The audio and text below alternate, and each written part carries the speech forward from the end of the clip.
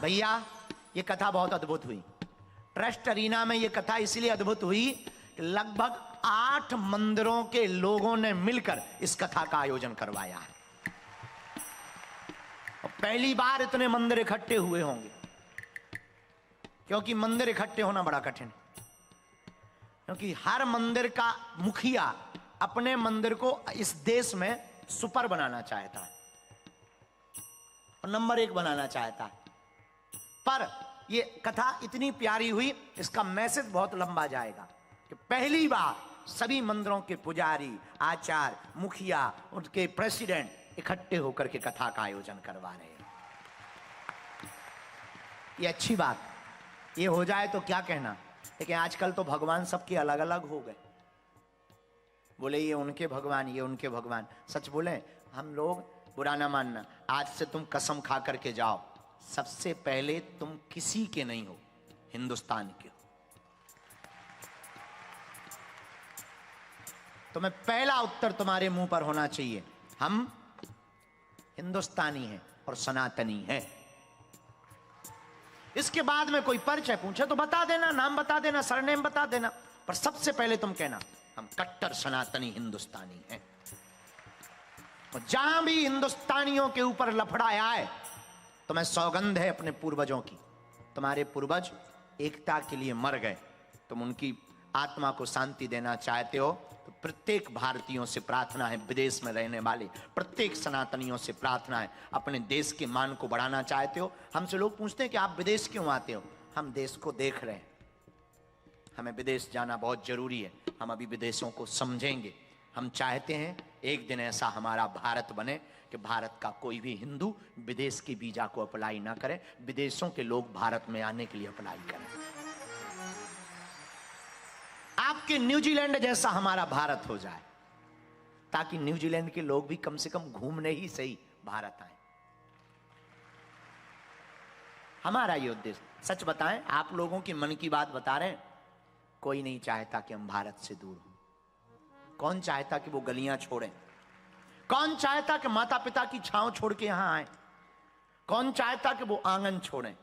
कौन चाहता वो पीपल की छांव छोड़ें? कौन चाहता वो मंदिरों की पूजा छोड़ें? कौन चाहता है वो अपने गांव के खेतों के खलिहानों और किसानों को छोड़ें? कौन चाहता है भारत की भूमि वृंदावन, द्वारका, हरिद्वार, ऋषिकेश और अयोध्या को छोड़ें? कौन चाहता है कि गांव में एक शादी हो तो पूरे गांव की शादी होती? गांव में एक विवाह हो, पूरे गांव का विवाह, मानो पूरे घर घर में विवाह हो रहा। सब लोग एक साथ बैठते हैं, रोटी बनाते, कोई बर्तन लाता, कोई टेबलें लगवाता, फिर परस, वो रात की परस, यहां तो तुम्हारे खाक नहीं, अपना खुद से उठाओ खाओ।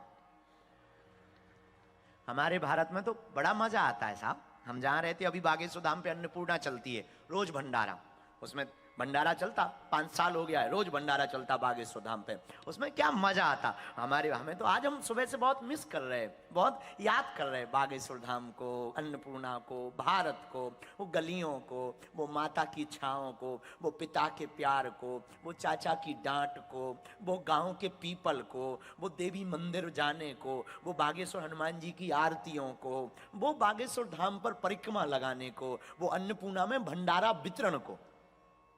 क्या अद्भुत भारत है अपना, कितना प्यारा भारत है। वहां पर भारत में भंडारे भी क्या गजब के होते हैं। पंगत होती है रात को, शाम को पंगत होती है, लेकर बैठ जाते हैं। और देखा कि रायता वाला आ रहा तो पहले ही रायता और दे और दे और दे, इधर आ इधर आ। वो मजा अलग है कि रायता पी करके फिर से रायते वाले को बुलाना, छाछ पीकर फिर से छाछ वाले को बुलाना, वो पूरी गरम पूरी के लिए इंतजार करना, मजा अलग है। यहां तो सब अपने हाथ से करो। कौन चाहता भारत छोड़ना? हमें पता है तुम मजबूरी में आए, कारणों से आए। हम चाहते हैं हमारी भारत की सरकार, भारत के लोग, भारत के पढ़े लिखे लोग इतने समृद्ध हो जाएं, हमारे वतन को कोई छोड़कर विदेश में न आए। उनकी बुद्धि इतनी जग जाए, उनको इतनी सम्मति भगवान दे दे। हम व्यासपीठ से प्रार्थना करते, हमारी भारत सरकार के लोगों को हनुमान जी सम्मति दे दें, बल दे दें, कोई भी अपने देश को छोड़ने पर मजबूर ना हो जाए। जब देश छोड़कर जाते हैं बड़ा बुरा लगता है। कुछ लोग डंकी मार कर आते, कुछ लोग फ्रॉडगिरी। कल हमको बाहर एक पंडित जी मिले, आंखों में आंसू आ गए। विदेश आए थे वो कमाने के लिए, पूजा पाठ करने के लिए। 25 लाख रुपया का फ्रॉड कर दिया, वीजा का फ्रॉड कर दिया। अब वो रो रहे हैं कि जाएंगे कैसे। पता है वो क्या बोले हमसे कान में? प्राण छूट जाए, एक बार हमें भारत जाना है। हम वहां लौटना चाहते वृंदावन।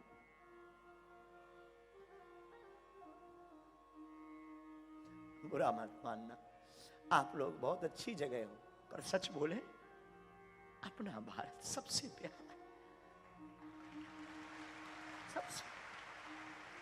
सबसे प्यारा। हम तो अभी फिजी गए थे, फिजी के लोगों को देखकर हमें खूब रोना आया।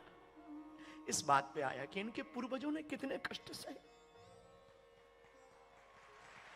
अभी नानी से हम बात कर रहे थे, वही पूछ रहे थे कि कैसे आए पिता, कैसे 5 महीने वो जहाज में चलकर आए होंगे, कितना कष्ट। और यहां आके भी तुम्हें कष्ट ही सहना पड़ता, दुत्कार सहनी पड़ती। अब बातें ठीक है, तुम समृद्ध हो गए तो तुम्हारे ऊपर कृपा हो गई, वो बात अलग है कि तुम थोड़े से बड़े बन गए तो अब तुम्हारे पास नौकर हो गए, तुम्हारी थोड़ी सी रिस्पेक्ट बढ़ गई। पर कभी विचार करना, जो आदमी पहली बार यहां पर न्यूजीलैंड में आया, उसने कितनी दुत्कार नहीं सही हो, अपमान सहा, लोग देखते नहीं, यहां कोई किसी को पूछता नहीं, किसी से मतलब नहीं, किसी की बच्ची किसी के साथ भाग जाती, किसी को मतलब नहीं, कोई भी अत्याचार कर देता, किसी को कोई मतलब नहीं, बच्चे छोड़ के भाग जाते, किसी को मतलब नहीं, सब अपने अपने काम में मस्त रहते, किसी को मतलब नहीं, धक्के खाते घर घर, किसी को कोई मतलब नहीं। कितनी विचित्र बात है। हमारे भारत में, अपने भारत में एक घर कष्ट हो जाए, काम छोड़ छोड़ के उसके घर बैठने जाते।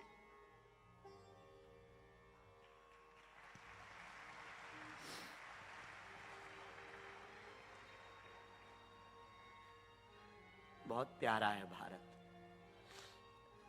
जहां देश को आजाद कराने के लिए भगत सिंह ने फांसी को भी चुन लिया।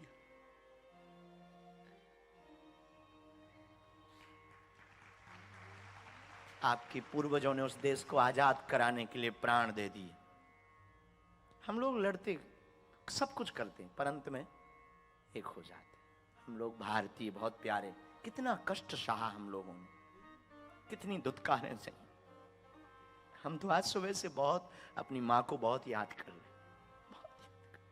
भारत माँ को भी कर रहे हैं और अपनी माँ को भी कर रहे हैं। भूखे सही, अपना भारत अच्छा है। कैसी सही, अपना भारत बहुत प्यारा है। यहां सब कुछ है पर प्रसन्नता नहीं, संतुष्टि नहीं। यहां आदमी मशीन है और तुम मशीन की तरह जीते हो, और फिर भी तुम्हारे जैसा बाबरा कोई नहीं होगा, फिर भी तुम राष्ट्र के लिए सोचते नहीं। सब अपने में जिए जा रहे, पर तुम्हारी भी गलती नहीं, तुम्हारी भी मजबूरियां बहुत हैं। यहां आदमी खाने पीने में ही दिन निकाल देता, व्यवस्था करने में ही दिन निकाल देता। हम तुम्हारी मजबूरी को समझते हैं, पर कभी भी भैया तुम समृद्ध, जितने लोग इस देश में समृद्ध हो गए हैं, हमारी प्रार्थना है अपने से नीचे वालों के हाथ को मत छोड़ना। तुम कुछ देना मत, हम बहुत स्पष्टवादी हैं, तुम कुछ देना मत, पर हमारी तुमसे प्रार्थना है तुम किसी को कुछ दो मत, पर कम से कम किसी का सांत्वना तो दे दो, डानस तो दे दो, कुछ मत दो। यहां जो लोग रहते हैं उनको भरोसा तो दे दो।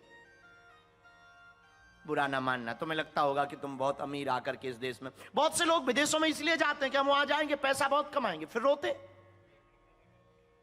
क्योंकि इस दुनिया में कुछ भी आसान नहीं, कुछ भी सरल नहीं।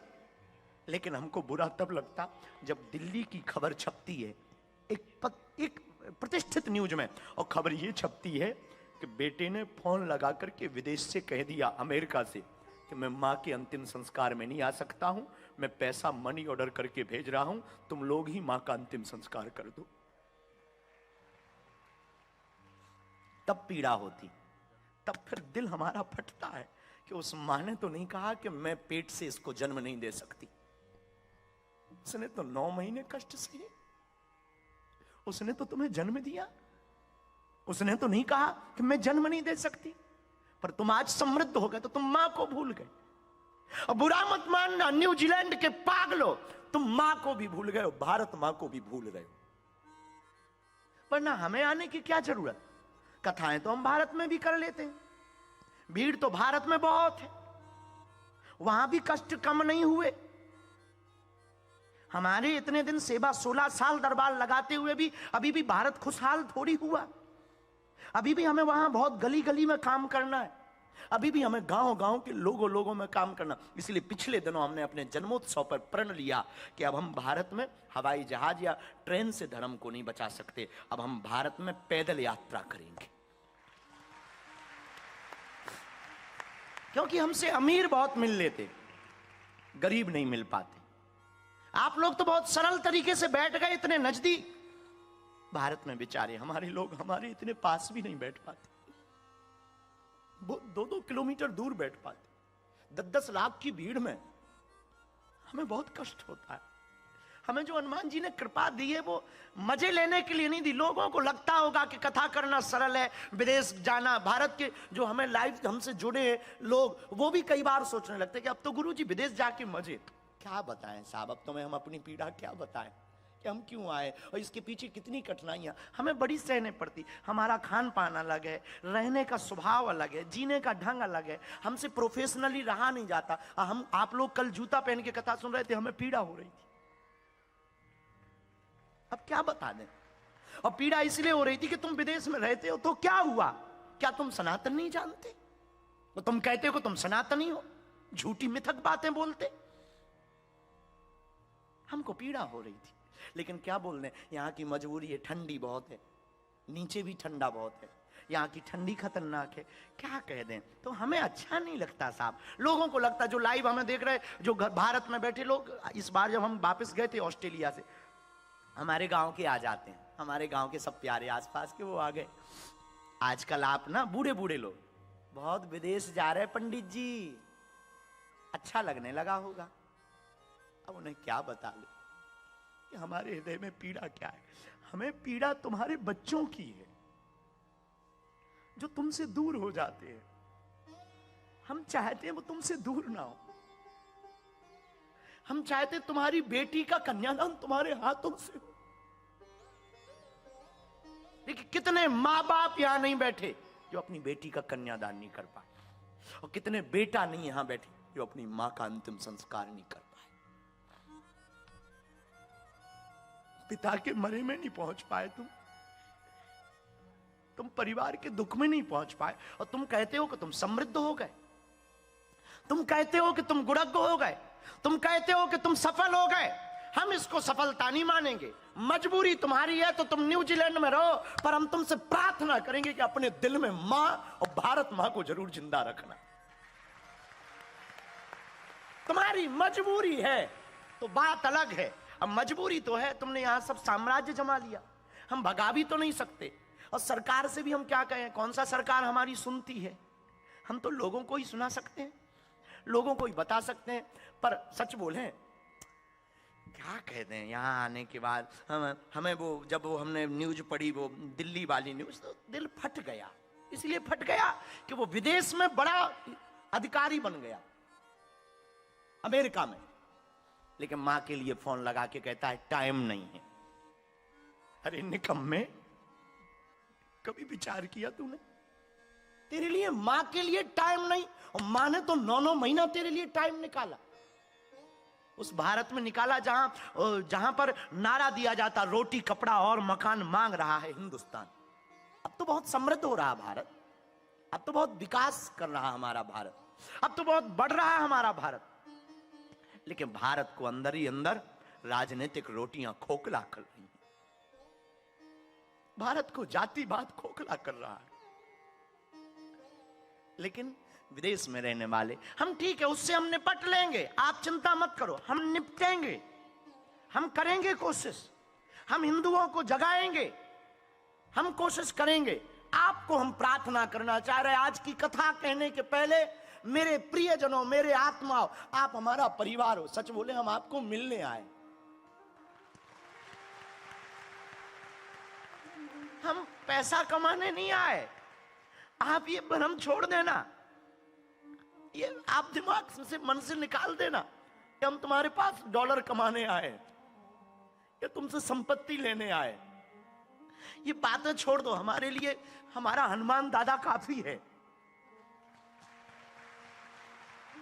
हमने भीख मांग के जीवन जिया है साहब, भीख मांग के। हमने अपने भाई को भी भोजन भीख मांग के कराया। 13 साल तक गांव में हमने भिक्षा मांगी, 13 वर्ष तक। आज जरूर पूरी दुनिया में लोग हमें जानते, और बहुत से लोग, बड़े बड़े अमीर लोग, भारत के रिचेस्ट लोग हमको प्रार्थना करते कि आप छोड़ो वो गांव, आओ हमारी मुंबई, आओ हमारे दिल्ली, आओ हमारे पुणे में, यहीं रहो। सब हम आश्रम बना देते हैं, आपकी व्यवस्था कर देते हैं, चार्टर रख देते हैं। हमने कहा क्षमा करो साहब, हमने गांव का आटा खाया है, हम भारत के बुंदेलखंड को नहीं छोड़ सकते। हमने घर घर का आटा खाया, लोगों ने चावल दिए हमें। तो हम आपके पास पैसा कमाने नहीं आए, आप छोड़ देना व्यर्थ। हाँ, वो बात अलग है, हमें बेटियों का विवाह करना। हमारे यहाँ बेटियां, बुंदेलखंड में हालत ठीक नहीं है, जहां हम रहते हैं वहां हालत ठीक नहीं है। बेटियों के विवाह में पिता को हत्या तक करनी पड़ती, आत्महत्या। बेटियों को, गरीब लोगों को बेटियां कई बार बेच देनी होती, बस उनकी पीड़ा है हमारे सामने। तो एक ये संकल्प हमने बेफिजूली में ले लिया, तो बस, तो आप समझ लो कि थोड़ी सी ये कमी हमारे जीवन में हो गई। पर कमी क्या, करेंगे भी क्या? लोग दक्षिणा देते हैं, अब उसका हम करें क्या? तो गरीब बेटियों के विवाह में कैंसर हॉस्पिटल बन जाएगा, थोड़ा सा मध्य प्रदेश के बुंदेलखंड का भला होगा, एक प्रदेश के लोगों के लिए एक राहत हो जाएगी, कैंसर हॉस्पिटल। और हमारा कोई विचार नहीं है आपसे, हम आपको मिलने आए, और मिलने इसलिए आए हैं कि आपके बच्चे, आपके परिवार, आप संस्कार ना छोड़ दो, आप भारत को ना छोड़ दो, आप भारतीयता को ना भूल जाओ, आप अपनी उस मां की छांव को ना छोड़ दो, आप वो अपने दादा के आंगन को ना छोड़ दो, और कुछ भी नहीं। तो हमें बहुत दुख होता, हम तो रिचर्ड जी के घर पे रुके, बहुत अच्छा लग रहा, अच्छी जगह है, व्यवस्था अच्छी है, पर सब कुछ ठीक है, कोई कमी नहीं। सब लोग आ रहे थे, आज हमको कोई पूछ रहा था आप सोते क्यों नहीं? सुबह 3 बजे तक वहाँ कुछ लोग आ गए, उनको मिले, तो कोई हमको सुबह 4 बजे तक हम बैठे रहे, तो किसी ने हमको पूछा कि आप सोते क्यों नहीं? हमारी माता जी आई, ऑस्ट्रेलिया वाली माता जी, वो कह रही थी कि आप इतनी मेहनत इस उम्र में क्यों करते? मेहनत नहीं करते, हमारे सामने भारत की पीड़ा है, पर कुछ मजबूरियां हैं, इसलिए आप यहां रहते हो, हम आपको धन्यवाद देते हैं। आप यहां रहते, हम आपका स्वागत करते, आप यहां रहते, हम आपको खूब साधुवाद करते। लेकिन हमारी प्रार्थना है आपसे, और हाथ जोड़ करके आपसे निवेदन है, किसी भी हाल में अपने देश को मत भूल जाना। और यहां रह करके, चाहे वो फिजी के लोग हों, चाहे वो भारत के मूल निवासी हों, आप हिंदुओं की मदद करना मत भूल जाना। अपने ईगो के चक्कर में कि किसी ने मुझे पूछा नहीं, मुझसे जाना नहीं, देखा नहीं, मेरा सम्मान नहीं किया, इस चक्कर में तुम सनातनियों का साथ मत भूल जाना। लेकिन आज हम बहुत उस, ठीक है क्या कहें, माँ तो आखिर माँ होती ना, चाहे वो भारत माँ हो पाए, चाहे जन्म देने वाली माँ हो, कौन रह पाएगा माँ के बिना? पर आप लोग मिले, हमको बहुत अच्छा लगा। आज तो कथा करने का हमारा सुबह से मन भी नहीं, आज तो लग रहा था एक एक करके सबको मिल लें।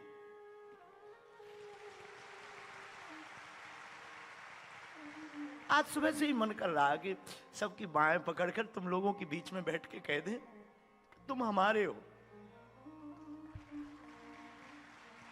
आज सुबह से हनुमान जी, आज इतनी ज्यादा मन हमारा उद्विग्न था, जो भारत में लोग रहते, उनका वो लाड़, उनका वो प्यार, उनका वो स्नेह, बाबा ओ बाबा, बाबा बाबा उनका चिल्लाना, वो यूट्यूब पर उनका आना, वो तरह तरह की बातें बोलना, वो मस्खरे करना, वो उल्लास। आज तो हवन भी नहीं हमने किया, ऐसे ही चले आए बिना हवन किए। मन बहुत बस यही लग रहा था, हनुमान जी चाहे जितने लोग इस कथा में आवे, जितने लोग विदेशों में रहते, उनकी बाहें को हनुमान जी पकड़ ले में।